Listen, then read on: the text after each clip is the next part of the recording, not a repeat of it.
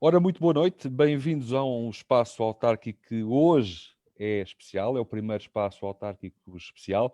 Miguel Ferreira Morgado, nascido em Setúbal aos 8 de julho de 74, tem 46 anos, casado, foi deputado da Assembleia da República Portuguesa, onde assumiu inclusive as funções de vice-presidente da bancada parlamentar, pertenceu ao governo e foi speechwriter de Pedro Passos Coelho, estudou Economia e Filosofia Política, tem doutoramento em Ciência Política, é professor universitário, tem obras escritas, A Aristocracia e os seus Críticos, O Conservadorismo do Futuro e outros ensaios, Riqueza e Pobreza, Autoridade e, mais recentemente, escreveu, em parceria com outros autores e pensadores, o livro Linhas Direitas, Cultura e Política à Direita. Fundou o Movimento 5.7, que significa Nascidos a 5 de Julho, e preconiza a Federação das Direitas. É tido por um dos maiores pensadores do PSD e, simultaneamente, uma voz incómoda para a direção do partido. Não pede licença para escrever, nem opinar. Não é calculista, nem se retrai. Não é conservador do passado, nem do presente. Afirma-se conservador do futuro. Foi putativo candidato à liderança do partido, mas entendeu não concretizar a candidatura por entender não ter reunido todos os meios necessários para a tornar efetiva em tempo útil. Boa noite, Miguel. Bem-vindo a este espaço autárquico especial. Olá, boa noite, Pedro. Obrigado por me teres convidado. Muito bem, vamos então dividir aqui a nossa entrevista em três pilares. Partido Social Democrata em primeiro, depois falaremos três, quatro do país. O Movimento 5.7 também terá o seu espaço e, por fim, abordaremos as autárquicas de 2021. Há um ano, numa entrevista à SIC Notícias, admitiste que o PSD necessitava de se refundar e unir os militantes e apoiantes. Ainda o pensas, Miguel?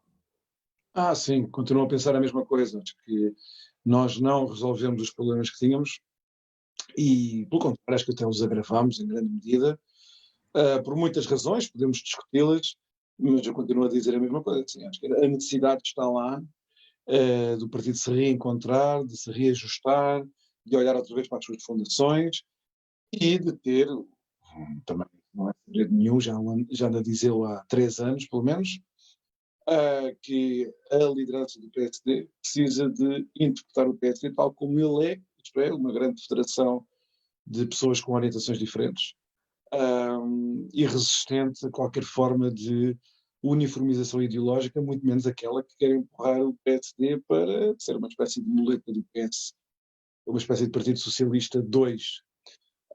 Isto continua a dizer, e eu acho que a necessidade continua lá presente. Achas que o partido está, passa o pleonasmo, o partido está partido? O partido está partido, claro, a direção atual fez o possível para o partido.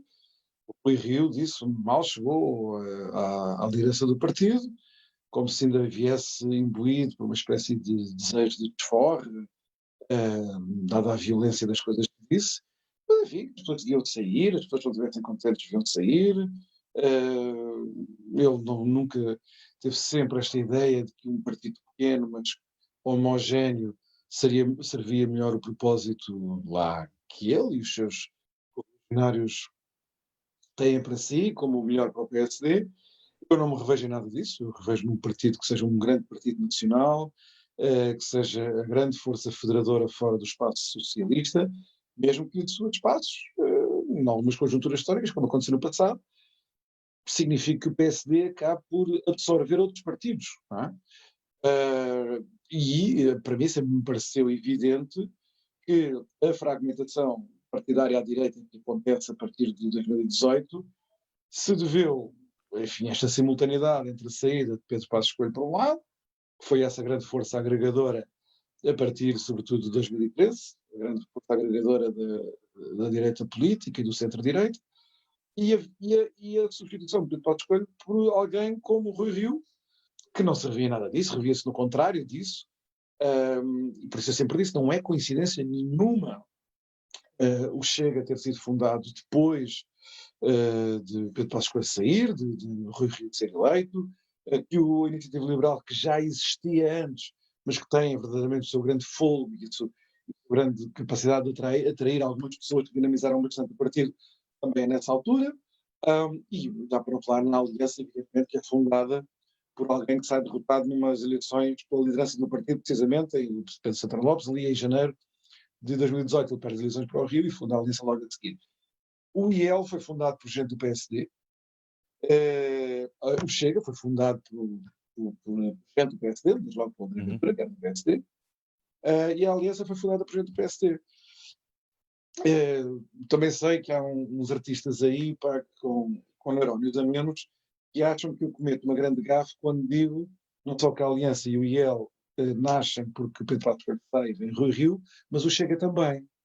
Acham que eu estou a cometer uma grande gafe, parece que estou a atribuir a paternidade do radicalismo, do atual radicalismo do André Ventura e do Chega ao Pedro Passos Coelho, que na verdade o verdadeiro radical era ele, e o homem sensato e moderado era Rui Rio. Não há nada disso.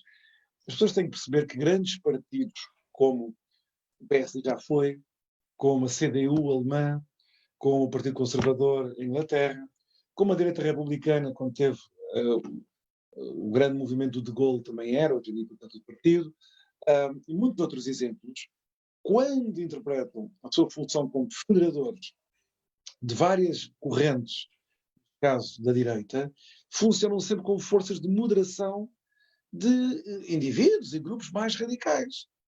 Portanto, é evidente que o André Ventura, saindo do PSD, até para se diferenciar, para ter palco, para se distinguir, para a sua voz distinguir, iria radicalizar-se.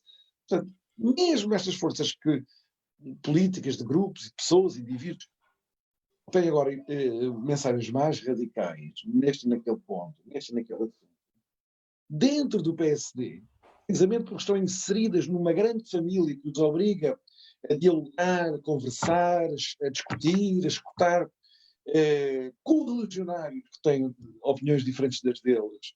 Isso obriga-os a moderar as suas próprias posições. O PSD foi sempre uma grande força moderadora de extremismos de várias espécies. E o Partido Socialista, até há pouco tempo, também tinha sido. Até há 20 anos, até há 20 anos, até há 15 anos, tinha sido também uma força de moderação dos extremismos. Lembrou-se para isso. Enfim, estava tudo para ter o poder, para fazer lá as negociatas e aquilo tudo que fazem, e portanto viram que com a fragmentação da esquerda, assim que o Bloco de Esquerda aparece com força no final dos anos 90, o Bloco de Esquerda era anterior, mas no final dos anos 90 conseguir força para desequilibrar o jogo à esquerda, decidiram, bem, então vamos para garantir que ganhamos eleições, ou para garantir que conseguimos estar no poder, como o António Costa disse em 2015, naquele grande movimento para o oportunismo, o grande do muro de Berlim, não sei o quê. Mas isso é importante as pessoas perceberem que um PSD de grande alcance federador é uma força de moderação de alas ou de franjas que possam ser mais radicais fora do PSD. O Rui Rio nunca percebeu isso. Os religionários achavam que se havia franjas radicais, eles achavam radicais tudo que não era lá da bitola do Rui Rio, deviam sair do partido. E essa fragmentação não é boa para as possibilidades de derrotar o socialismo em Portugal, e também não é boa nas circunstâncias históricas em que vivemos, e como nós podemos observar noutros países, esta fragmentação de um grande partido federador é óbvio que cria um grande incentivo para franjas mais radicais se afirmarem. Isso é o que está a acontecer. Muito bem, Miguel. Assinou o João Marcos Almeida, um artigo de opinião no Observador, e vou citar. Com as eleições internas no PSD, regressou a discussão sobre a natureza ideológica do partido. Isto está depois daquilo que temos estado aqui a falar. E até sobre a questão da ideologia da política. Infelizmente, a discussão tende a reduzir-se às referências ideológicas dos seus dirigentes.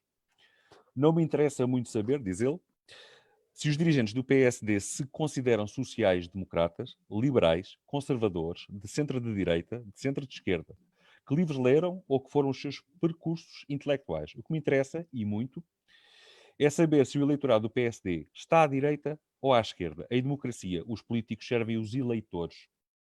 Por isso, as ideologias destes é que são relevantes. Reveste nesta afirmação, Miguel, ou a matriz ideológica deve imperar num partido e são os cidadãos que devem escolher que partido é adequado à sua forma de pensar. Eu disse uma coisa parecida, não exatamente idêntica ao que o João Marcos Almeida disse. E até tive a oportunidade de lhe dizer no Conselho Nacional no Porto, em 2019, em janeiro de 2019, quando o Luís Montenegro tentou aquela, enfim, destituição intempestiva lá do Rio, antes de ele concluir o mandato, portanto, evitar que o Rio fosse às eleições europeias de maio e depois das legislativas de outubro. Lembras-te disso certamente. Eu fui ao Conselho Nacional, eu era deputado e, portanto, eu podia participar no Conselho Nacional. Uma das coisas que eu disse ao Rio lá, quando fui falar, é parecido com isso, não é idêntico, mas é parecido. Eu disse assim ao Rui Rio, ele não compreendia que ser líder de um partido como o PSD tem associado assim um fardo, o fardo da liderança do PSD. Qual é o fardo? Que ser presidente de uma grande federação de diferentes correntes faz daquele líder, além de ser líder, um negociador. Portanto, ele tem que ter uma ação federadora nas várias correntes. Portanto, eu chamei-lhe fardo porque o líder tem muitas vezes de inibir as suas convicções, as suas conclusões ideológicas sobre aquilo, na medida em que ele está a liderar não uma seita homogénea, que toda a gente pensa de maneira igual, mas de uma grande família que quer representar o país inteiro. E não lá as maluqueiras do partido. Portanto, onde eu me afasto do João Marcos Almeida, é que há aqui muitas áreas de indeterminação quando nós estamos a liderar um partido. Há sempre assuntos que aparecem em cima da mesa e em que o líder tem de ser ele a atravessar-se por uma posição. Essa posição não pode ser um puro reflexo das suas convicções ideológicas, pessoais, sem nenhuma partilha com o resto da família do partido. Tem de ser um reflexo de algo que ele escute, que ele sinta, que emana da opinião dos militantes, não através de uma consulta referendária, porque não há tempo para isso, não é uma coisa prática, também não é uma coisa viável, enfim. Tal que o contacto que o líder tem sempre com os seus militantes, o líder tem de se atravessar para propor uma solução, uma resposta do partido àquele problema que a sociedade apresenta naquele momento, mas e isso faz com que o líder acabe sempre por condicionar o partido um bocadinho mais para aqui, ou mais para a esquerda, ou mais para a direita, mas nunca perder de vista que a sua posição é de uma permanente negociação, de uma permanente construção de mesa de diálogo das várias flexibilidade. Os grandes líderes do PSD foram sempre assim. O PSD teve 3 grandes líderes que interpretaram isto magistralmente, à luz das circunstâncias em que cada um deles viveu. Foram circunstâncias muito diferentes. Sá Carneiro, quando fez a AD, e não nos podemos esquecer que ele fez a AD depois de perder mais metade do grupo parlamentar, não é? Os deputados que o abandonaram, que acharam que ele estava numa esteira radical, teimosa, solipsista, etc. Cavaco Silva, não é? Onde Cavaco Silva então foi tão bem sucedido que consegue até absorver uma grande parte do eleitorado do CDS e de e depois Pedro Passos Coelho naquelas condições a partir de 2013 até às autárquicas de 2017. E o ponto é esse, quer dizer, se Cavaco era mais à esquerda ou mais à direita, Passos Coelho mais à esquerda ou mais à direita, Cavaco Silva mais à esquerda ou mais à direita, a conduta deles pauta sempre por uma sinalização de qual é o caminho desejável e uma interpretação daquela que é o resultado permanente de um diálogo dessa grande federação. É esse exercício que é preciso fazer. E o que eu disse ao Rui Rio é que ele estava nas tintas para isso.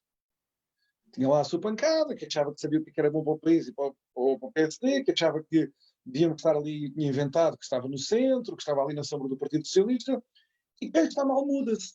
No fundo era isso, era quem está mal muda-se, ele não percebe. Isso pode ser a atitude do líder da Iniciativa Liberal, que quer ser um partido homogéneo, do Chega, que quer ser um partido homogéneo, por acaso o Chega agora até tem outras ambições. Quer ser um partido homogéneo, do Bloco de Esquerda, do Partido Comunista. Esses partidos podem ser assim, podem ter uma liderança assim. O PSD não. Ou por outra, pode, mas depois não se pode, ninguém pode ficar surpreendido por as pessoas responderem com conformidade. Não te revêem disto, não querem saber, abandonam o partido, deixam de votar no partido, deixam-no de ver como uma alternativa. O PSD hoje é pouco mais do que, olha, se acontecer alguma coisa ao António Costa, a estar aqui o PSD, não sabemos em que estado, nem em condições, nem com o programa de governo, nem com posições, nem com coisa nenhuma. há de estar aí. Vai ser uma alternativa. É estar ali na sombra. Por falar em alternativas, Miguel, ao grosso tu podias ser uma alternativa. Depois não oficializaste a candidatura, enfocaste os motivos, eles são públicos, conhecidos. Mas chegará esse dia? Eu acho que já não vai chegar esse dia.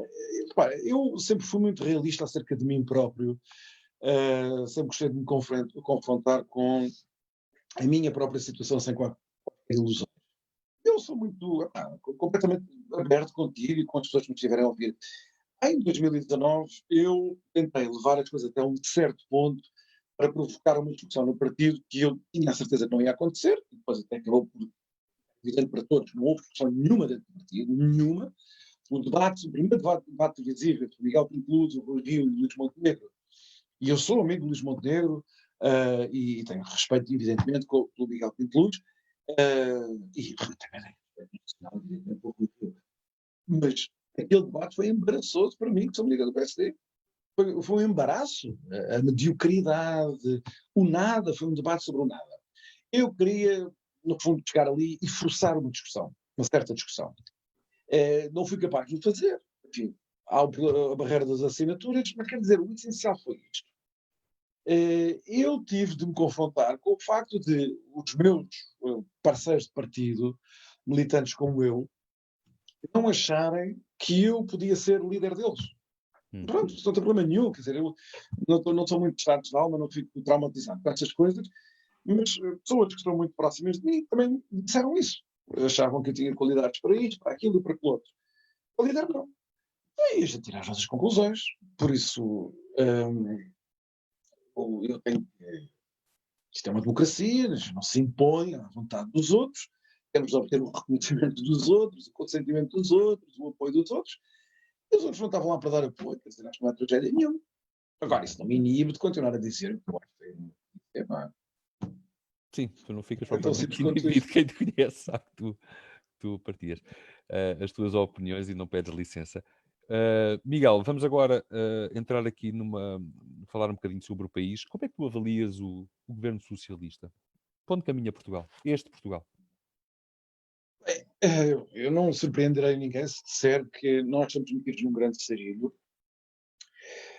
O Partido Socialista é desde há pelo menos 20 anos, desde há 25 anos, talvez a principal força de bloqueio ao desenvolvimento do país como uma sociedade mais livre, mais próspera, com um tecido institucional mais forte.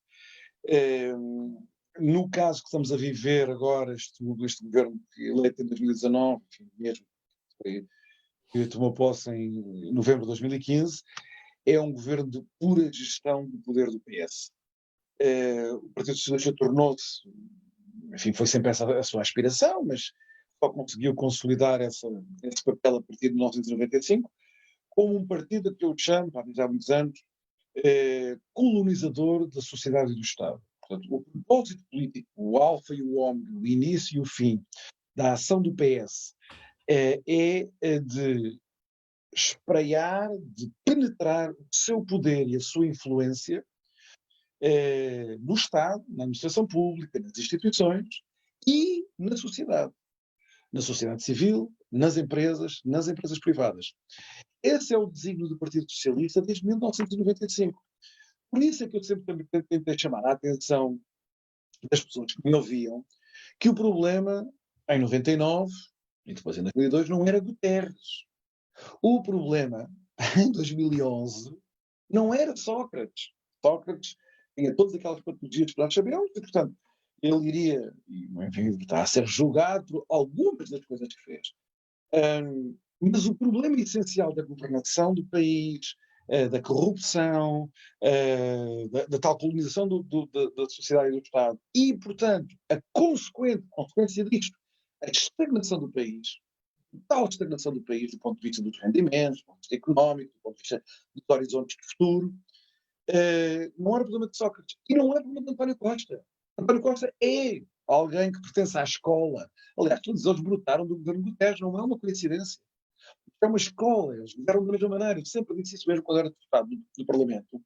Sempre disse, são as mesmas pessoas, os mesmos ministros de Sócrates E não só são os mesmos, como eu utilizava a linguagem são os que perpetram os mesmos truques que sempre perpetraram. Quem assistiu com atenção aos governos Guterres e aos governos de Sócrates, vê serem repetidos os mesmos truques, as mesmas mensagens, os mesmos malabarismos. E como existe este domínio do Partido Socialista sobre as instituições, sobre a comunicação social, os mesmos truques, e sucessivamente desmascarados ao longo dos anos, continuam a produzir os mesmos resultados. É incrível. Pronto, achas que o PS gera o momento e não procede a reformas que são necessárias? Não pensa, nunca não vai pensa à frente. Repara, é o que eu estou a dizer. Não ter havido reformas não era, como te dizia antigamente, a fraqueza de Guterres, as maluquices do Sócrates ou o puro taticismo do Costa. Não é por isso que não há reformas. O Partido Socialista nunca fará reformas por uma razão. As reformas implicam um risco. E implicam um risco. Que risco é esse? É o risco político de fazer mexer os equilíbrios das bases eleitorais e das clientelas. O PS nunca vai correr esse risco. Nunca. Portanto, nunca haverá reformas com o Partido Socialista. Nunca, jamais. Porque esse é o equilíbrio onde o país enquistou e que serve os propósitos do Partido Socialista. Então, agora veio o Costa em 2015, já ninguém acredita. Em 2015 prometia reformas não sei do quê. Eu lembro-me quando o Sócrates apareceu, quando as eleições para a maioria absoluta, toda a gente dizia que ele ia ser um primeiro-ministro ultra-reformista. E as reformas nunca mais acabaram. E eu, na altura, já dizia para mim, isso é tudo uma tanga. Eu dizia e até escrevi isso, logo quando eu, nos primeiros meses do governo dele, que era uma coisa intitulada Alternativa à Modernização. Era uma coisa que tinha escrito na altura, chamava-se o título do artigo, acho que chamava-se Alternativa à Modernização. Nós não saímos daqui. E depois nós chegámos a 2020, quando veio a pandemia, e eu acho que aconteceu ali uma coisa que devia levar as pessoas a perceber que nós estamos no mesmo impasse de há 25 anos. Foi isto. Vem a pandemia, as pessoas apercebem-se, com muito atraso, também na despesa é sempre assim, de que isto vai ter um impacto económico muito grave. Inicialmente, ainda a propaganda tentou dizer, uma loucura, eu e outros desmentimos isso na hora, mas enfim, éramos poucos, que Portugal até se ia safar melhor na crise. É sempre assim também, sempre a propaganda diz sempre, Portugal vai se safar sempre melhor na crise do que os outros todos. E depois, quando a crise vem, se fazem as contas, nós estamos pior do que os outros todos. Desta vez foi igual. Há um artigo do Expresso, então, para pura propaganda do Ministério das Finanças, a dizer que Portugal ia convergir com a Europa com a crise provocada com a pandemia.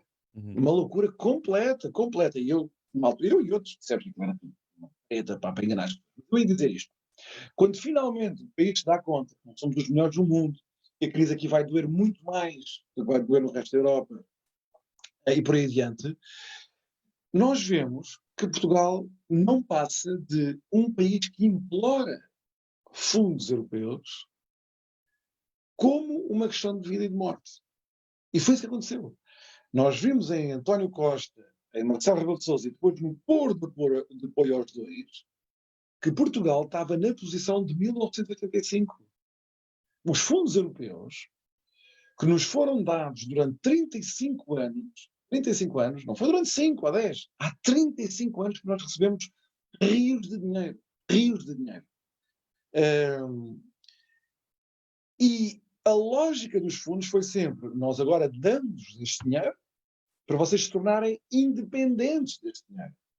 Nós chegamos a 2020, a 35 anos depois, e nós estamos tão dependentes do dinheiro como estávamos quando recebemos a primeira vez em 87. Portanto, o país está num impasse que se prolonga indefinidamente. E prolonga-se indefinidamente como? Para mal dos nossos pecados, só há uma maneira de cortar esta...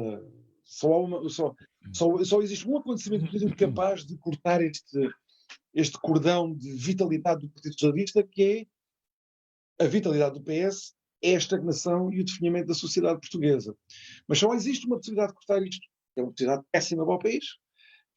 O Partido Socialista só perde o poder quando há um colapso de finanças públicas. Mais nada vale o poder do PS. Mais nada. O PS governa, não precisa ter maioria absoluta para governar, já vimos isso, e governa como quer, sem limites ao seu poder, sem maioria absoluta. Não tem maioria absoluta e faz o que quer.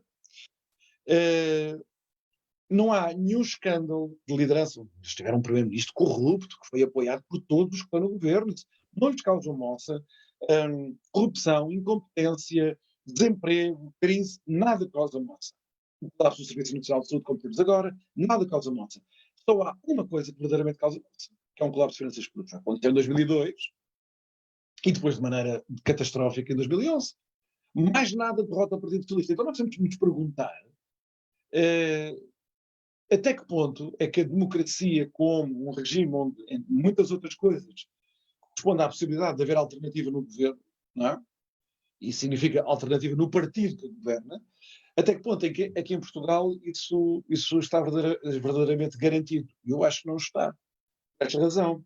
A fragilidade de todas as forças sociais e políticas, não o PS,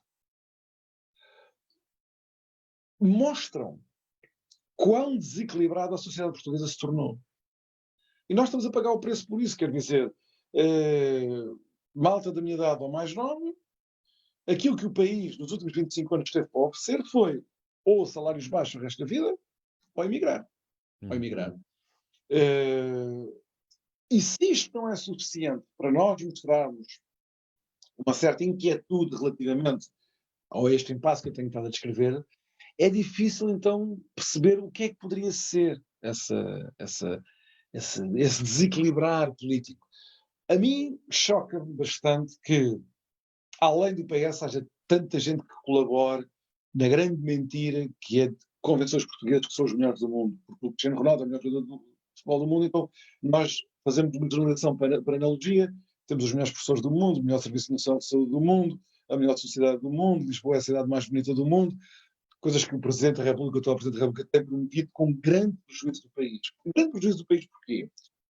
Uma espécie de cortina que se estabelece entre a possibilidade dos portugueses avaliarem em concreto a sua situação e perceberem que têm de mudar, o político tem de mudar, a orientação do governo tem de mudar, ou então ficarmos resignados a uma mediocridade que nos vai arrastar para o último lugar na União Europeia, da lista de países da União Europeia, quando medes por rendimento médio.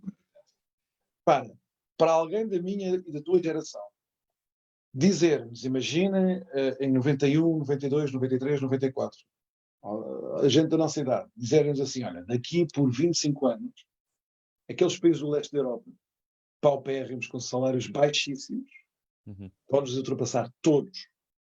Tu dirias que era impossível. Tu dirias, não, estás a sonhar, não tens noção das realidades, não sei o quê. Metade já nos ultrapassou.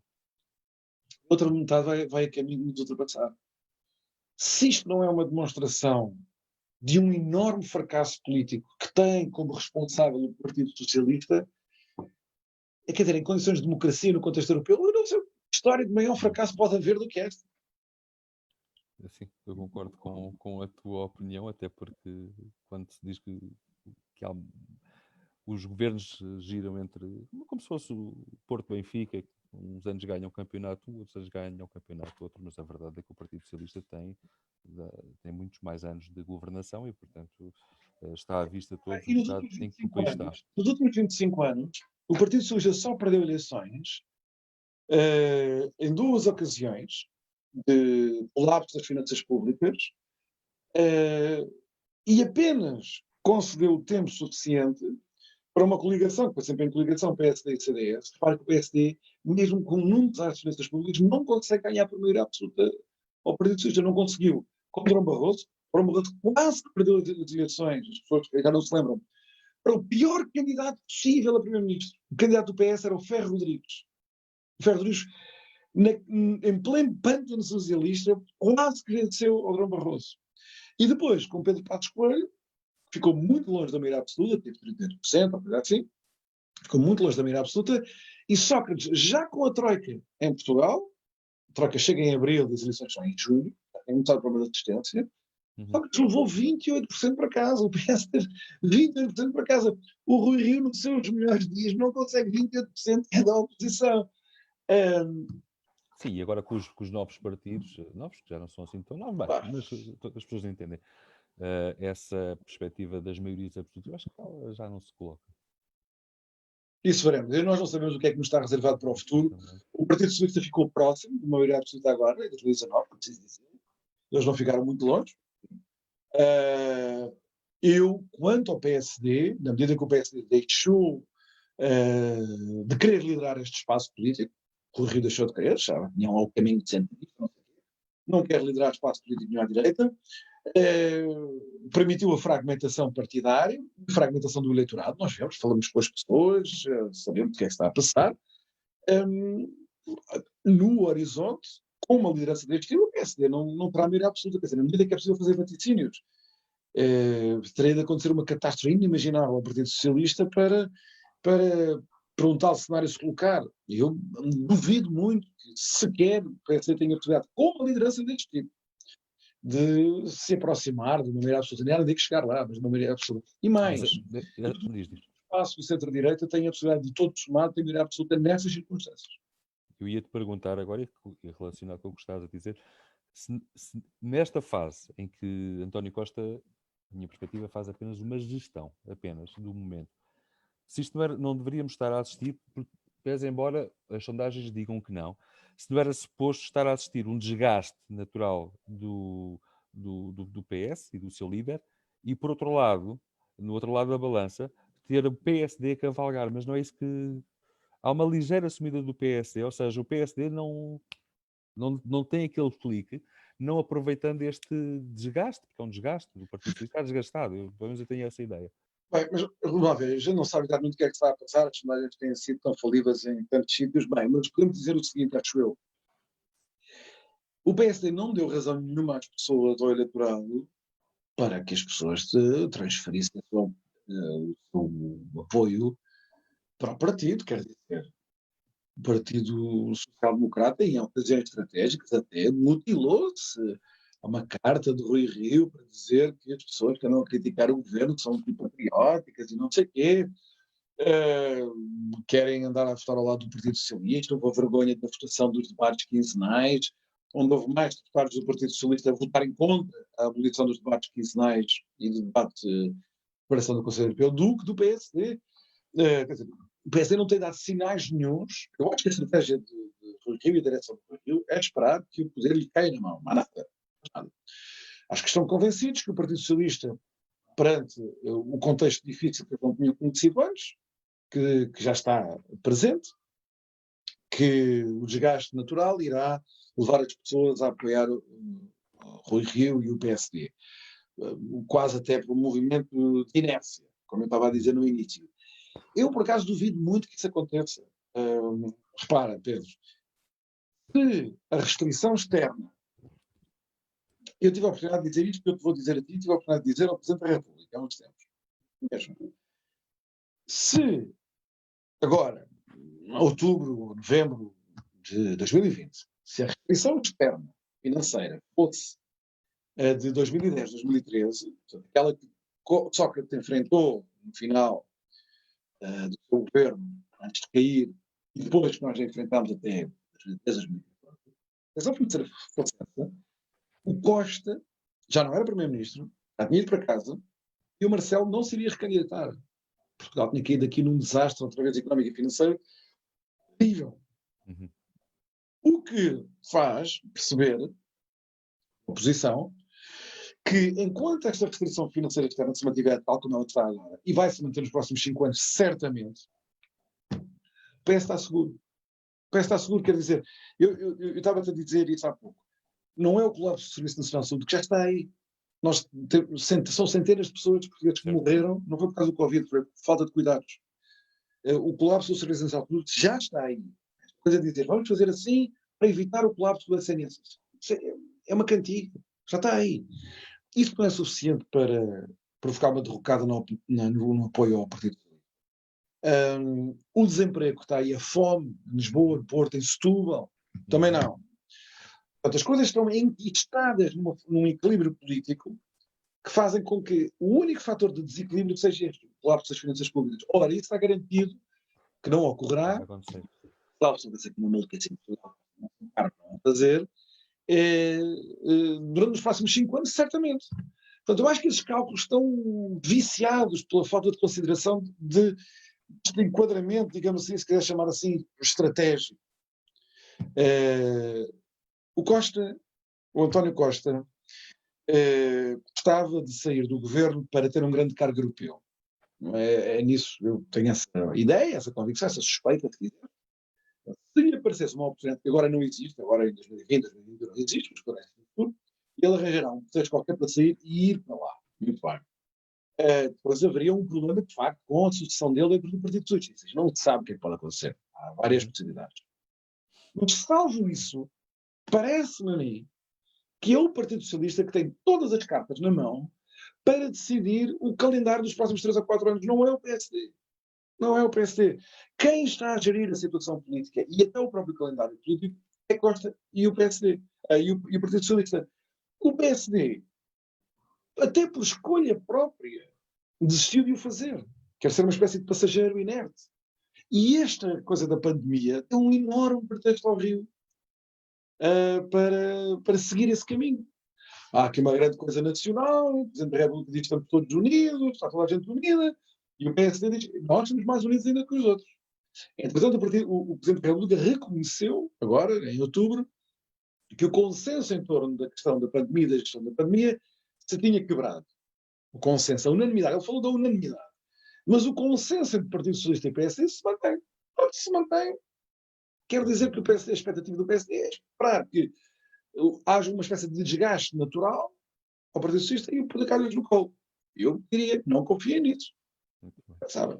Eu tenho aqui mais uma pergunta para te fazer, relativamente ainda aqui na questão do país.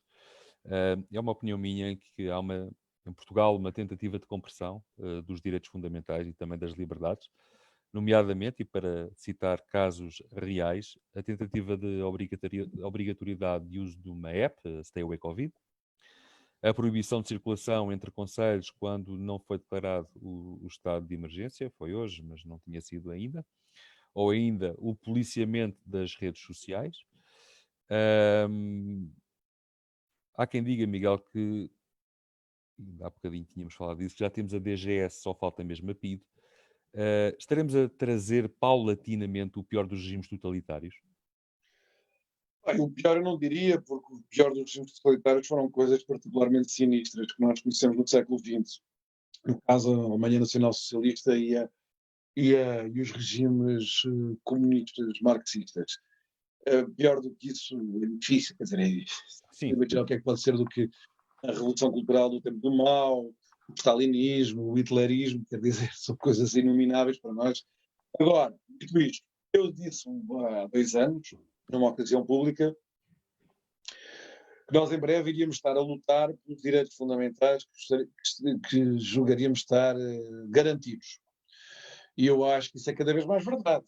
Não é? Há uma transformação do debate público, democracias ocidentais, há uma transformação do conteúdo cívico da intervenção das pessoas.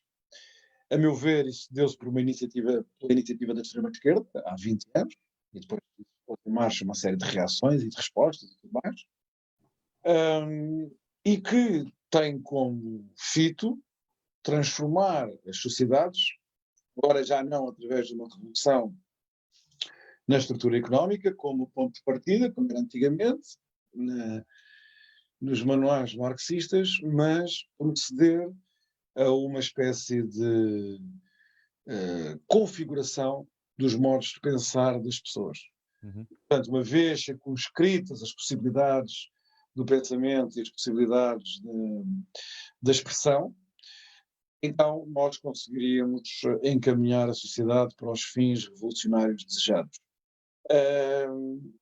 E isso teve um grande apoio a partir do momento em que a esquerda começa a adotar, enfim, esta invenção que é fruto das transformações ideológicas do maio de 68, pós-marxistas, digamos assim, e que ganha uma grande força nos Estados Unidos e depois a partir daí são exportadas para a Europa. Identidades, ou identity politics, ou política identitária, como queres chamar. E isso tem consequências diretas no modo como se aceita a repressão de liberdades fundamentais, como a liberdade de pensar, a liberdade de falar e de escrever, e a tolerância a um debate entre opiniões totalmente diferentes. E nós estamos a assistir à degradação dessas possibilidades todas, que são possibilidades estruturantes da democracia, quer dizer, não existe democracia sem isso. As pessoas podem ter eleições de 4 em 4 anos, não é necessariamente democracia. Nesse aspecto, nós estamos mesmo a cometer um conjunto de erros, a aceitar um conjunto de práticas que são mesmo danosas para os bens que damos por garantidos. E essa será uma luta que as forças moderadas, as forças da direita também, não só da direita, da esquerda moderada também, mas quem já se está a perceber que o fogo tem de vir da direita, neste caso, é uma luta que vai ser uma luta, julgo eu, não é, uma só geração não é suficiente. Nós vamos estar aqui muito tempo agora a debatermos com isto, porque isto penetrou muito fundo na consciência, ou na má consciência democrática europeia e norte-americana, e neste momento é o grande agregador ideológico de esquerda. Mas acho, por exemplo, que a normalidade que estamos a assistir se está a transformar paulatinamente no novo normal? Mas é já, não é? Quer dizer, nós estamos a ajustar a isso. E depois aparecem as outras reações de uma espécie de identitarismo da direita, que é igualmente hostil aos valores e aos bens democráticos que nós queremos preservar. E nós estamos-nos a ajustar a isso quando aceitamos autocensurarmos, quando atribuímos autoridade a quem não tem autoridade para decidir o que é que nós podemos ou não podemos dizer, quando perdemos a capacidade de nos atrever a furar o consenso.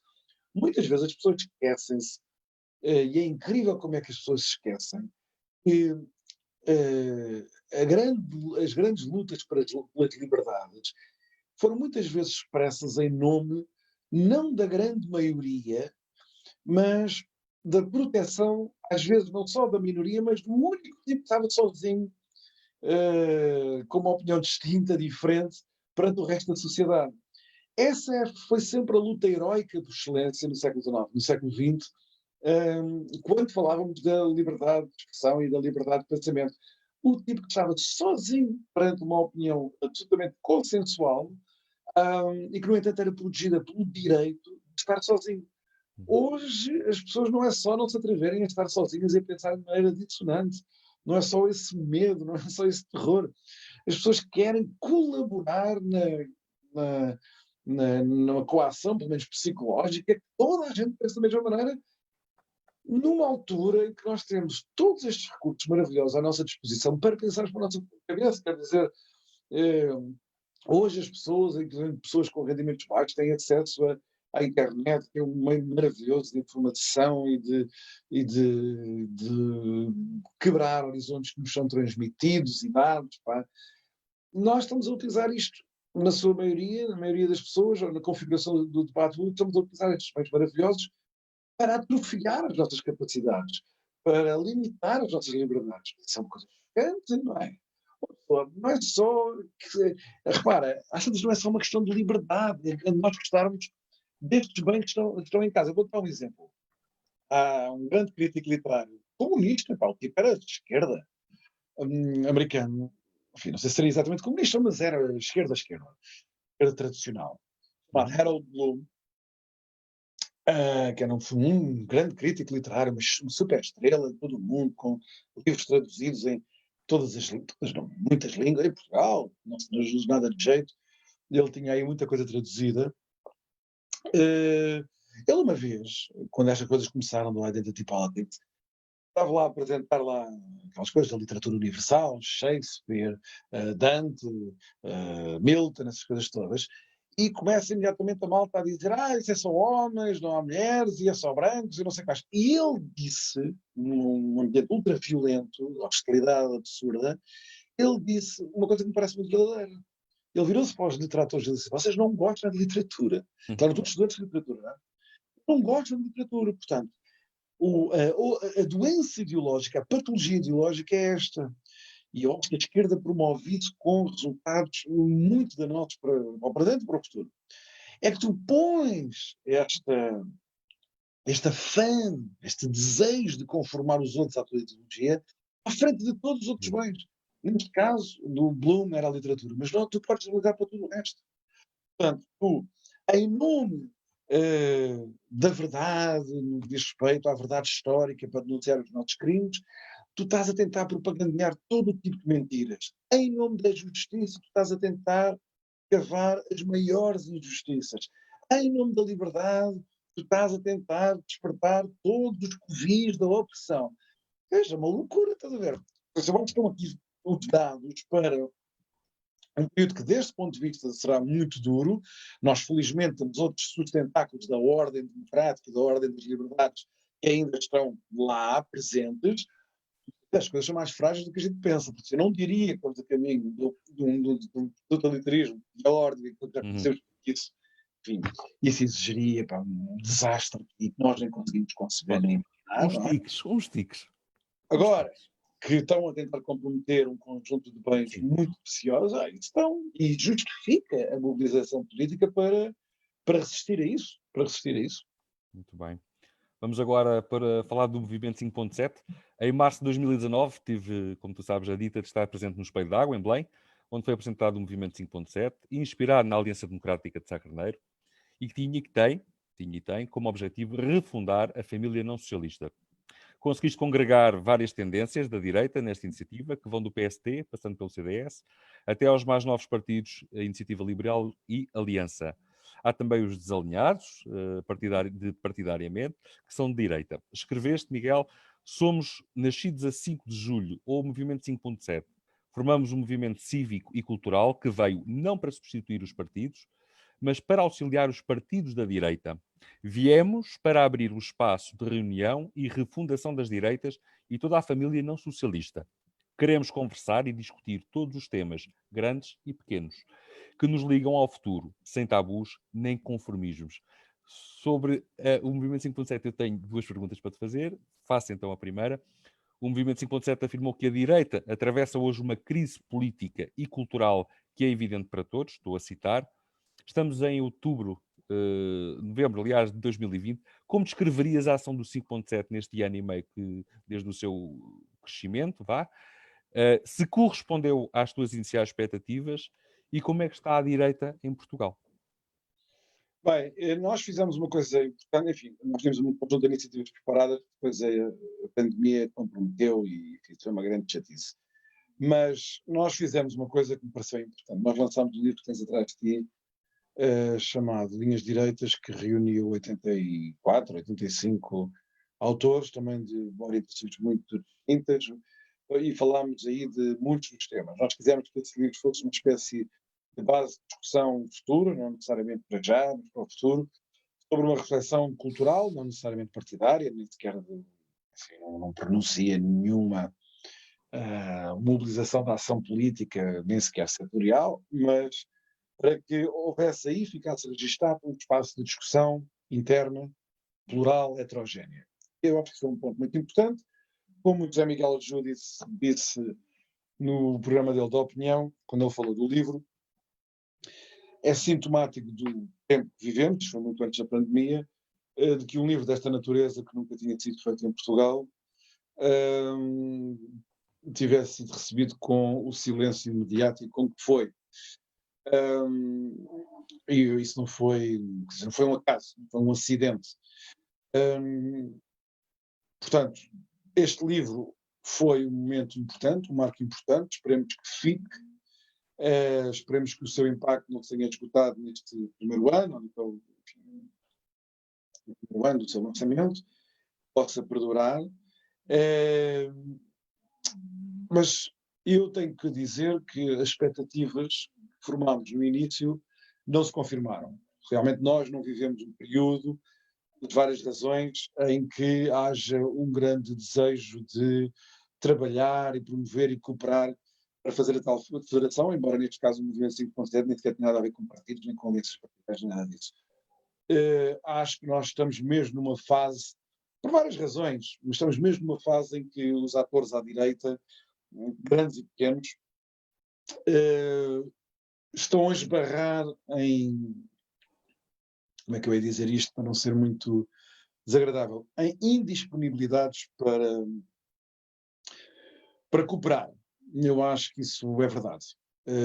Os pequenos partidos têm muitos incentivos para não cooperar, não vão crescer, acham que os ventos votam a favor deles. O CDS está numa crise, está enfim, desagradável para o CDS, está a ser realista, mas está a lutar pela sua sobrevivência, não como partido, mas como grande partido nacional, não é? Com representação no território, etc.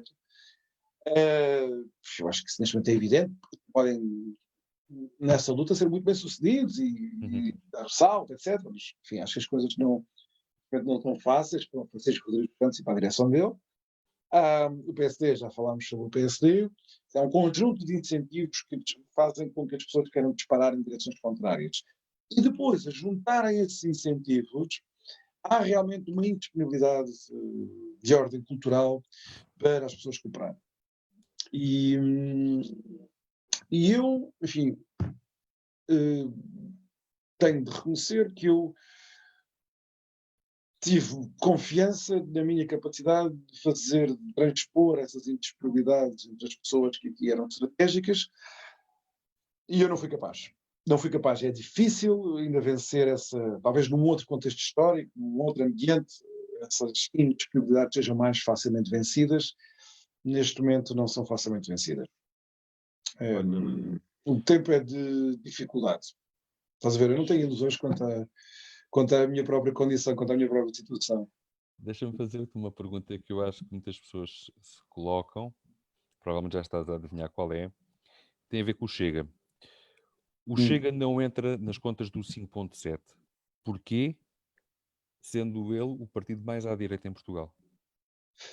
Bem, repara, o 5.7 não se desdobrou em função dos partidos, até porque os partidos nem receberam muito bem o 5.7, os grandes, portanto o CDS, o PSD, na altura, as suas lideranças, infelizmente não só não cooperaram, como também acharam que não era uma grande ideia, que era uma má ideia. Riu pelas razões que toda a gente sabe, porque era eu e outras pessoas, enfim, estavam metidas naquilo, mas no caso do CDS é porque achavam que era despropositado, etc. Não quer dizer que não tivesse havido muita gente do CDS, até próximos da Associação Cristas lá, mas a Assunção não gostou, e eu até compreendo, não é nada mal a Assunção, na altura, não ter achado graça a isso. E aconteceu que eu não fiz convites às pessoas, gerou-se essa ideia que eu tinha andado eu e os outros, andámos a fazer convites ou à Assunção Cristas, ou ao Rio, ou não sei quem, talvez pelo Carlos Guimarães Pinto, que era o líder da Iniciativa Liberal, estar lá connosco. As pessoas presumiram que eu tinha andado a fazer convite à Iniciativa Liberal, mas não foi assim que as coisas de facto correram. E na altura o André Ventura tomou a iniciativa de dizer, olha, eu não fui convidado, e estes tipos são lá do sistema, e eu não quero ter nada a ver com os tipos do sistema. Enfim, auto-excluiu-se.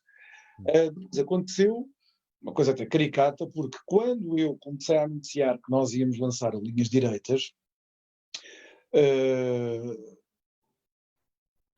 houve a reação das pessoas do Chega, enfim, neste caso não foi diretamente do André Ventura, mas das pessoas à volta dele, no mesmo tom, a dizer que era um livro, que não tinha pessoas lá do Chega, e que, portanto, era um livro do sistema e que não prestava para nada e tal. E depois eu pus o nome dos autores, 80 e tal autores.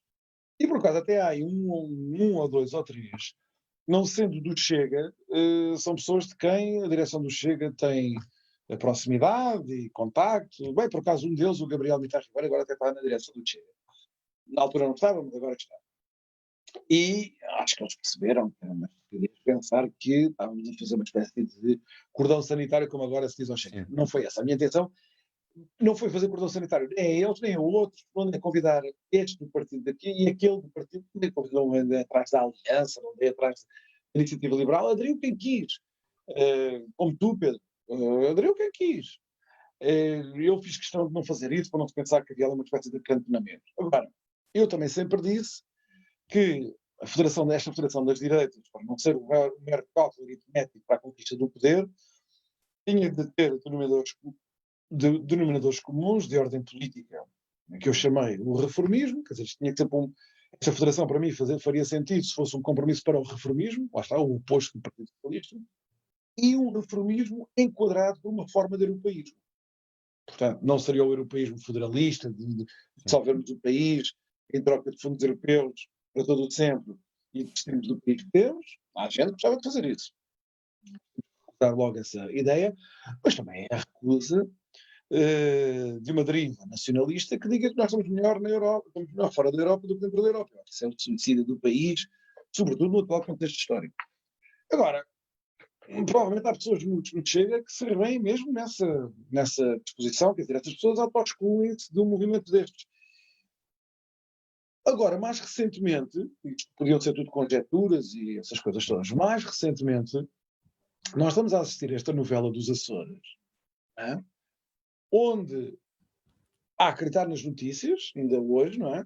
O André Ventura diz que não está disponível para viabilizar o governo do PSD nos Açores, não é? Que se faz esta proposta absurda ao Rui Rio, que é para, em troca de um apoio de 2 deputados, nem sequer é para ir para o governo, de 2 deputados na Assembleia Regional, o PSD teria de fazer uma revisão constitucional, teria de apoiar uma revisão constitucional naqueles termos malucos do Chega, a castração química de pedófilos, a redução para 100 deputados, aquelas malucas que eles têm lá na revisão constitucional, são livres de o fazer, atenção, eu estou contra aquilo, eles são livres de apresentar aquele projeto de revisão constitucional.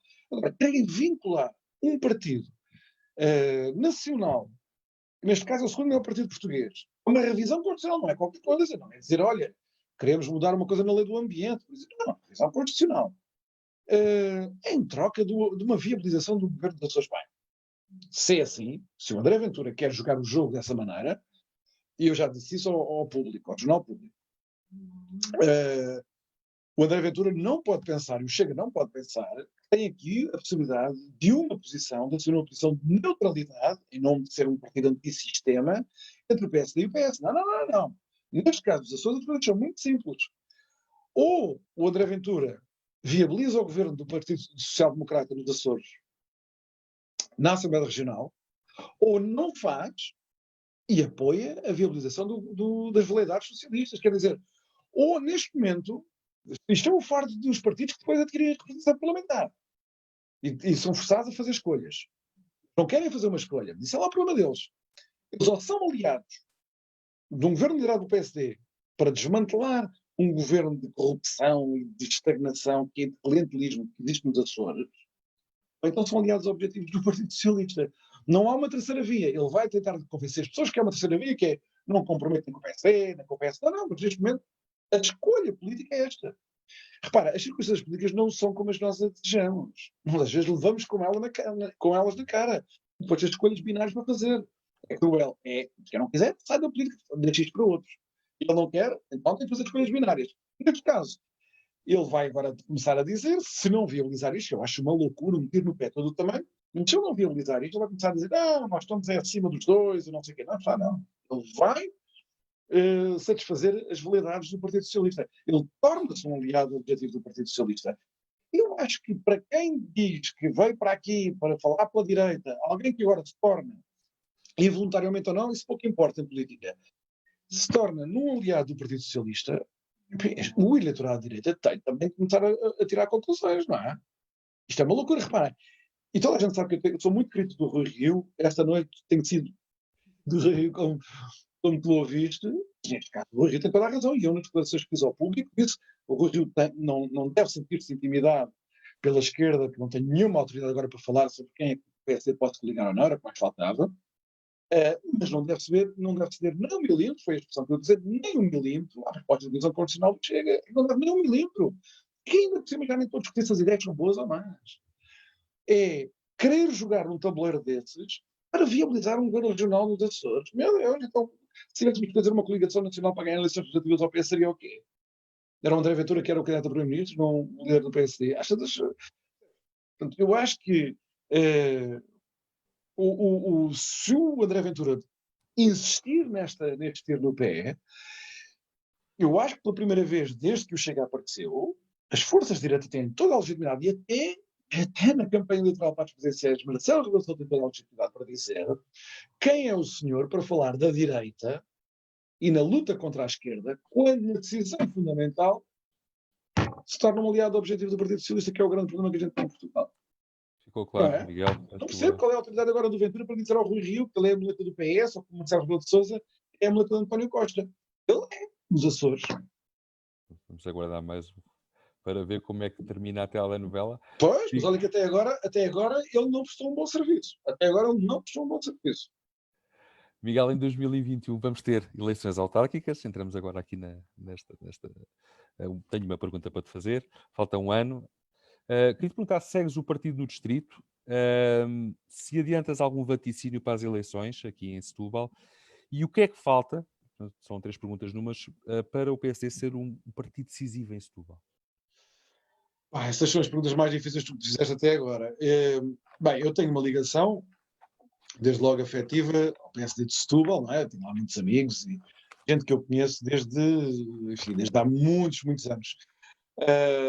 O, foi o último candidato à Câmara de Setúbal e foi deputado, cabeça de lista pelo distrito, o Nuno Carvalho, é de Uhum. Setúbal, da minha terra, e eu conheço o Nuno, sei lá, desde que eu não tinha pai, 14 anos, era quase um bebê. Lembro muito bem dele e nós conhecemos há muito tempo.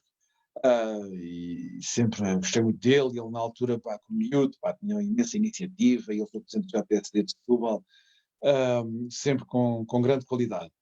Portanto, eu tenho esse lado afetivo e vou seguindo as coisas. Por exemplo, mesmo nos tempos que eu estava no governo, eu fui várias vezes à secção de Setúbal, até para explicar às pessoas o que é que estava a passar. Às vezes eram só 20, 30 pessoas, mas eu gostava de ir lá e às vezes estávamos lá 4, 5 horas e eu explicava aquilo tudo e porque é que nós cortávamos salários e porque é que nós fazíamos isto e a Troika e não sei o que mais. Estávamos lá e as pessoas eram todas sempre fantásticas, para lá pessoas muito dedicadas e tal. Agora, a pergunta que tu fizeste, a pergunta central que tu fizeste, bem, vaticínios, essas eu não faço, pá, não sei. Gente, Setúbal é um caso muito complicado. A pergunta principal é essa: o que é que falta? A mim, presumo que para ti também, é uma grande dor, não é? As dificuldades que nós sentimos em Setúbal. Uhum. Setúbal Distrito, não estou a falar de cidade. A cidade também, mas o distrito todo. É uma grande dor porque, primeiro, porque é a nossa casa e nós sabemos como essa predominância, essa hegemonia esquerdista, por sendo prejudicial ao país, é, por maioria de razão, também prejudicial para o nosso distrito. A nossa fraqueza é uma fonte de desgosto permanente, foi sempre assim, houve ali espaços onde não foi tanto assim, por exemplo, as grandes vitórias de Cavaco Silva também tiveram bons reflexos ali em Setúbal. Agora, depois disso, a nossa fraqueza em Setúbal tem sido todos os anos um bocadinho pior do que antes. Quer dizer, parece-nos a caminhar numa rampa deslizante da qual nós não conseguimos sair. O CDS também pode dizer a mesma coisa, mas o CDS é portanto, mas no que respeita à parlamentar, o que é uma coisa também muito preocupante. Eu tenho dificuldade em saber exatamente, dar uma forma para dizer o que é que o PSD poderia fazer. Eu acho que nas circunstâncias em que o PSD está, e disse isto às vezes a presidentes estatais, eu acho que o PSD, no distrito de Setúbal, precisa de arriscar. Quer dizer, coisas que o PSD Nacional se calhar não diz, não faz, não propõe, o PSD tem de se sentir muitas vezes desvinculado do que é a opinião maioritária, porque tem que arriscar, não tem nada a perder. E isso vale para a política autárquica e vale para a política nacional. Uma coisa que eu acho que nós estamos a perder muito, PSD, relativamente ao grande PSD dos anos 80 e enfim, no início dos anos 90, nós estamos a perder a capacidade de sermos liderados. Não digo agora na Comissão Política Distrital, é irrelevante. Não é irrelevante, mas enfim, não é o decisivo. É termos grandes figuras regionais, estamos sempre na nossa história, muito representativas na sociedade, mas não deviam candidatar a nada e nem ser presidentes de coisíssima nenhuma, mas estavam lá, eram do partido, eram associados ao partido, grandes vozes, que falavam pelas regiões, que tinham presença, as pessoas sabiam quem eles eram. Nós, militantes dos distritos em Portugal, somos pessoas trabalhadoras e capazes e gente que dá tudo pelo partido e muito patriotas, de serviço público, mas fomos tornando, e eu também sou assim, fomos tornando cada vez menos representativos, porque as pessoas não sabem quem nós somos. O PSD tem uma falta não é só para tudo, mas acho que isso é particularmente grave. Nós não Identidade? somos líderes locais, quer dizer, nós não temos no nosso partido militante que sejam líderes locais, isso é muito importante. Pessoas que conheçam bairros inteiros da sua cidade, que saiam da sua cidade e da cidade de 20 km ao lado, imagina que saiam do Seixal, venham a Setúbal e as pessoas de Setúbal sabem quem eles são. Certo. E no PS dos anos 80 e 90, que esse cá no distrito de Setúbal não era tanto assim, mas no Norte era muito assim, no centro, na Madeira, claro, nos Açores também foi assim. E nós, em Setúbal, precisamos disso. Como é que a gente recruta gente dessa? Isso é muito difícil. Eu não tenho nenhuma fórmula mágica para dar. Eu diria então isso. Nós precisamos de ter líderes comunitários, locais, nas nossas fileiras, não necessariamente para estar nas equipas das comissões políticas centrais ou de secção, mas para serem nós, para estarem presentes nos plenários, para nos dizerem coisas, para falarem por nós nos fóruns em que estão presentes, que não é necessariamente só na comunicação social, como a gente sabe. E hoje em dia, através das redes sociais, uma pessoa pode se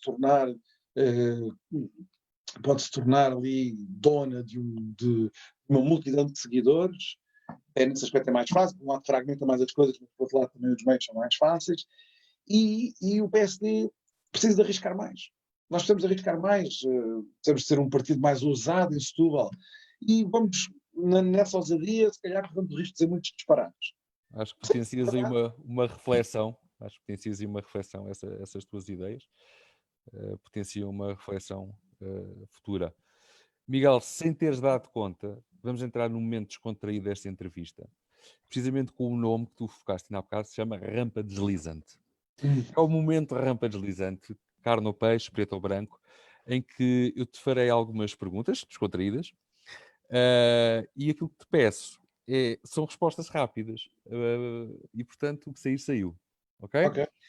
Almoçarias com Rui Rio? Não percebi. Se almoçarias com Rui Rio? Sim, sim. E se fosse almoçar com o Rui Rio, pedirias choco frito ou tripas à moda do Porto? Choco frito, pelo ser forçado ali a saborear os sabores da minha terra. Muito bem, boa opção. Continuamos nas almoçaradas. Imagina, Miguel, que ganhas um prémio para almoçar em Lisboa, num bom restaurante, com uma boa carta e uma melhor garrafeira. Todavia, por regra do patrocinador do prémio, terás de escolher um convidado entre António Costa, Jerónimo de Sousa e Catarina Martins. Qual convidarias? Bem, convidaria o António Costa por uma única razão, porque ele é Primeiro-Ministro. Não é porque eu acho uma pessoa particularmente interessante, por acaso até não acho que seja interessante. Ele é Primeiro-Ministro, eu trabalhei para um Primeiro-Ministro, trabalhei num gabinete de Primeiro-Ministro, e era uma maneira de me pôr a par, pelo menos, de algumas das coisas que eu deixasse escapar sobre os assuntos do gabinete do Primeiro-Ministro, só por isso. E destes três, quem nunca convidarias ou não colocas essa hipótese? António Costa, Jerónimo de Sousa e Catarina Martins. Quem é que eu nunca convidaria para ir jantar fora? Radical. Acho que não, ninguém. Não. Jantar fora. Ok. Eu não faria questão em jantar com nenhum dos três. O António Costa, só por aquela razão que eu disse, os outros dois não têm nenhum interesse, mas quer dizer, também não, aquela coisa, não me sentaria à mesa com essas pessoas. Não me sentaria à mesa assim. Dizes ser o último passista do PSD. Porquê? Bem, toda a gente sabe que eu tenho uma admiração pelo Pedro Passos Coelho. O que eu quero dizer, talvez, é que eu, como tenho um laço de amizade com o Pedro Passos Coelho, não é só uma coisa profissional ou política, não, nós somos amigos. Eu gosto mesmo muito dele como homem, como amigo, e ele foi muito meu amigo, e estou muito grato a ele por muitas coisas que ele fez por mim. O que eu direi é que eu serei sempre o último dos passistas, quer dizer, quando já mais ninguém for, eu ainda serei, isso é o que estou a dizer. Mas eu acho que há muitos passistas em Portugal, mesmo muitos. Há uma ala miguelista no PSD? Infelizmente não há. Eu acho que as pessoas no PSD me respeitam, mesmo aquelas pessoas que não me acham muito, enfim, não que acham que eu estou ali a mais e tal. Eu acho que as pessoas têm a nacionalidade de respeito por mim, nem que seja respeito intelectual por mim, mas as pessoas não me veem como líder. Agora, eu acho que há uma ala do PSD que diz, esse gajo devia estar aí numa vice-presidência ou num governo, podia ter um cargo qualquer. Isso eu acho que sim, acho que há pessoas que acham graças à minha intervenção e acham a minha intervenção. Isso. És professor universitário. Já reprovaste algum aluno por te aborrecer de veras com escardices nas aulas? Não, não, jamais. Isso é uma coisa. Não, repara, a relação professor-aluno. Deixa-me só agora demorar um bocadinho de tempo, que isso é muito importante. Até porque vivemos estes tempos muito conturbados. A relação professor-aluno é uma relação sagrada. É tão sagrada que a política não se pode meter. Eu digo sempre aos meus alunos, e já tive muitos alunos que estavam envolvidos politicamente, nos partidos, e às vezes fora dos partidos, mas com muito envolvimento, de várias orientações, esquerda e direita. E eu sempre disse: não, não, não, aqui nas aulas essas partidarites ficam lá fora. E os meus alunos, se não fosse a minha intervenção mediática, nunca saberiam pelas minhas aulas onde é que eu me situo. Quer dizer, eu aí acho que eu aprendi muito, eu levei muito a sério a lição de Max Weber, uh, na palestra, na famosa palestra que ele dá, que ele deu, intitulada, e que fez agora, há uns anos, fez 100 anos, há pouco tempo, intitulada Política como Vocação, onde ele diz que a sala de aula, no fundo, é ali um espaço que tem de ser inviolável. Permitir a intrusão da partidarite e da discussão partidária nesse sentido, na sala de aula, é corromper um dos bens que eu tenho para mim, de maior valor na vida humana, que é este, que é a da procura do conhecimento, a da transmissão do conhecimento, a de uma cooperação humana pela busca da verdade sobre as coisas, e isso implica uma disponibilidade, uma abertura intelectual que é mesmo incompatível com compromissos partidários que nós sabemos, eu e tu, para saber que podem ser muito intensos do ponto de vista emocional. Na minha sala de aula não entra nada disso. Tu, Miguel, que ensinas e gostas de Marx. Alguma vez tiveste dúvidas sobre o teu caminho ideológico e partidário? Não, sobre o partidário, sim, então, eu tenho sempre hesitações. Acho que lá não tive hesitações relativamente ao PSD, quando o Pedro Passos Coelho foi presidente. Antes dele, enfim, eu nunca fui cavaquista, por exemplo, quando era miúdo, adolescente, entrei para a universidade, ainda era Cavaco Silva, primeiro-ministro, nunca fui cavaquista.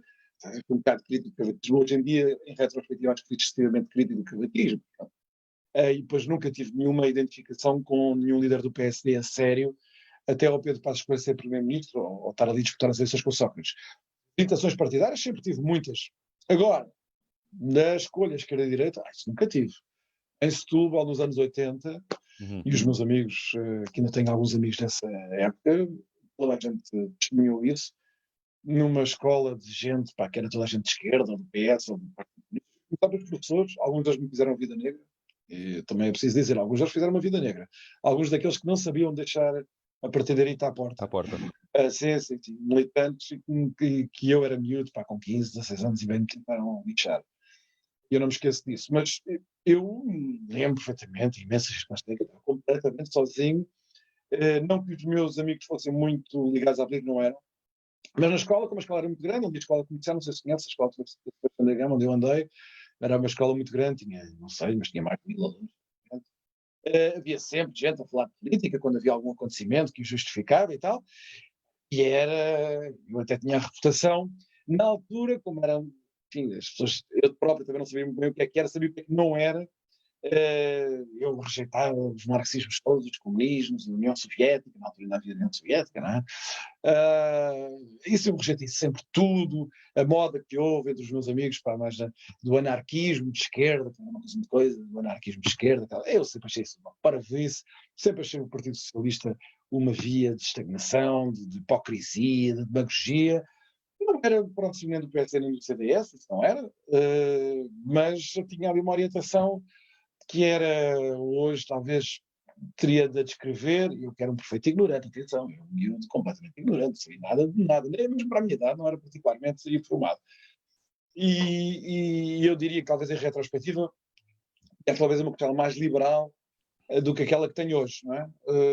Mas quanto a isso, a esquerda e a direita, eu nunca tive nenhuma hesitação, é que nunca tive nenhuma hesitação. Sempre me pareceu mesmo as minhas intuições pouco articuladas, não era uma pessoa particularmente informada, como eu te disse. A intuição que eu sempre tive e que me salvou foi de ver a posição esquerdista em geral como uma espécie de escapismo para ter que se aceitar as responsabilidades pelos nossos atos, pelas nossas ações, pelas nossas opiniões, pelas consequências daquilo que nós fazemos. E essa duplicidade moral sempre me repugnou. E eu acho que isso continua a definir a posição da esquerda. Miguel, 3 pensadores que te tenham influenciado. Epá, não foram 3, foram muitos.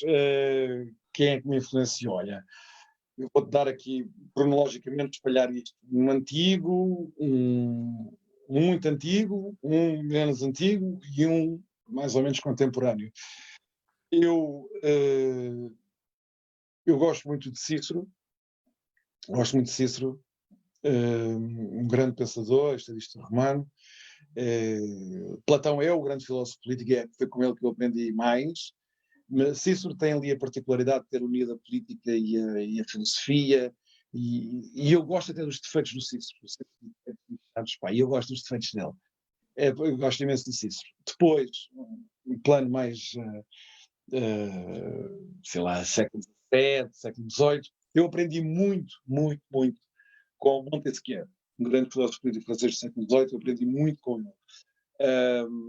Talvez tenha sido a minha grande introdução à filosofia política a sério, foi Montesquieu, mais do que qualquer outro. Depois, a partir daí, fui para outros lados, mas e já não estudo Montesquieu há muito tempo, mas para mim foi uma influência decisiva mesmo. E abriu-me os olhos a montes de coisas. A resposta se parece bom.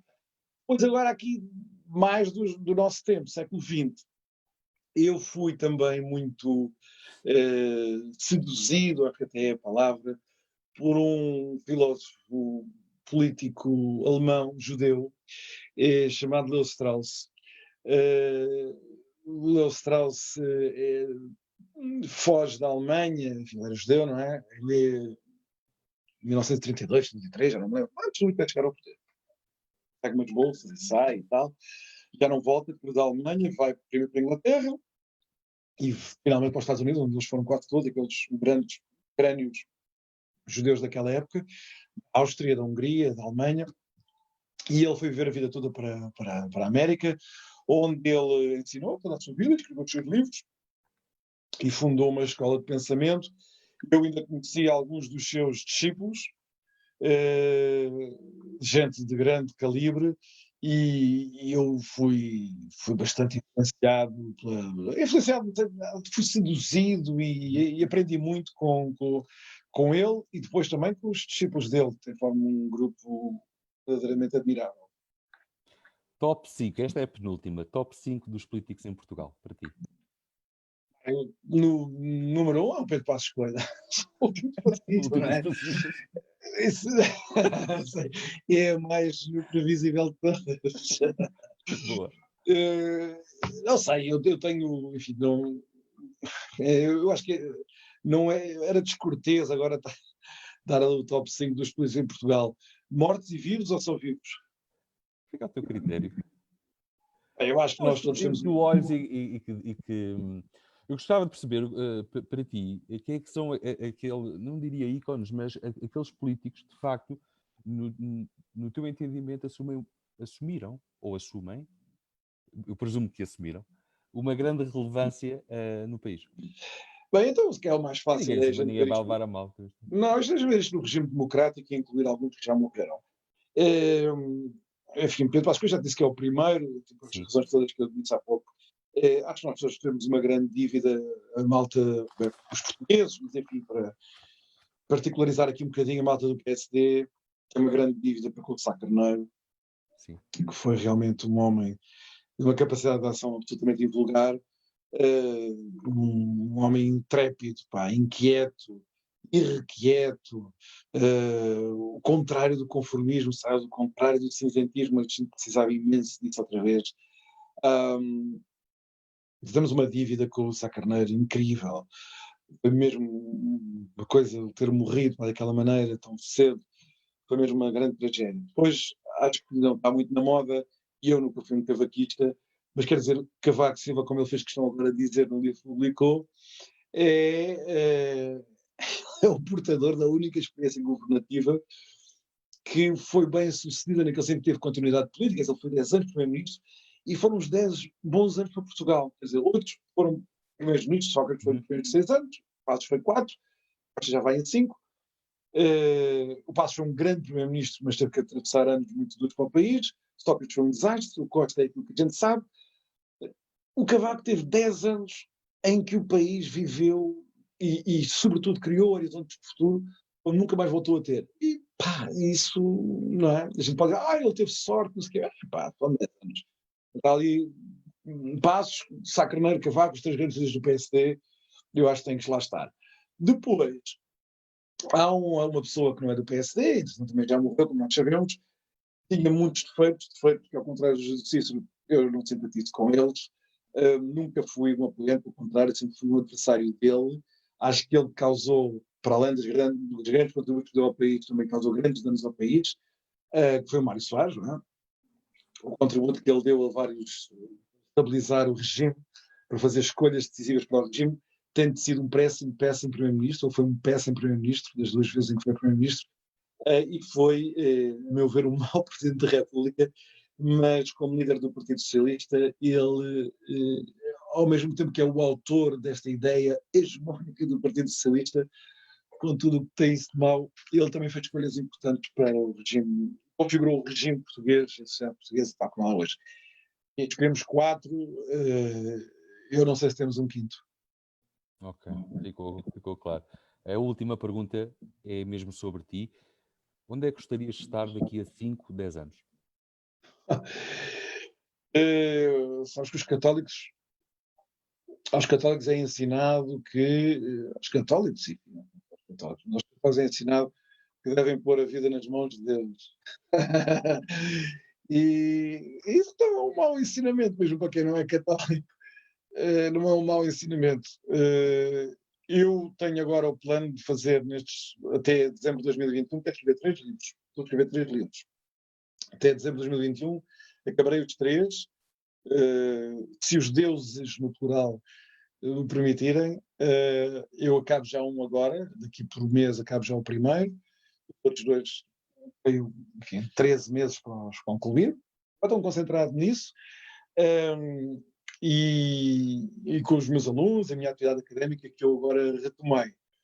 Mas quero mesmo concentrar na história dos livros, porque são livros que eu ando a adiar há anos e anos, porque andei envolvido nestas maluquices em que andei envolvido nos últimos 10 anos, e eu há ali umas quantas coisas que quero mesmo pôr no papel e quero deixar publicado, coisas que não têm nada a ver com, quer dizer, alguma coisa tem a ver com política, tem sempre, mas são temas mais académicos. Este primeiro livro é grande, um livro grande, e deu muito trabalho. Os outros 2, um será médio e o outro mais curto. O mais curto é um livro que espero que cause alguma curiosidade, porque é um livro sobre o amor, mas o amor como princípio de ordem política, não é o amor sentimental das paixões conjugais, ou assim, não. É o amor como princípio de ordem política. Esse será o mais curto. Mas depois terei um livro sobre economia política e depois este aqui sobre, que estou a acabar, sobre o conceito de soberania. Miguel, Mais do que isso, não arriscas. Não. Miguel, foi um gosto enorme ter-te neste primeiro espaço autárquico especial. Quero agradecer a tua presença e o teu contributo. Desejo-te os melhores e maiores sucessos profissionais e pessoais. Um abraço, Miguel. Serás sempre bem-vindo. E a todos os que nos seguiram desse lado, uma boa noite. E até para a semana em mais um espaço autárquico. Obrigado, Pedro, a ti e ao Bruno, por terem estado aqui na conversa contigo, Foi um gosto. sempre. E ter estado convosco na plataforma foi excelente. Obrigado. Obrigado, Miguel.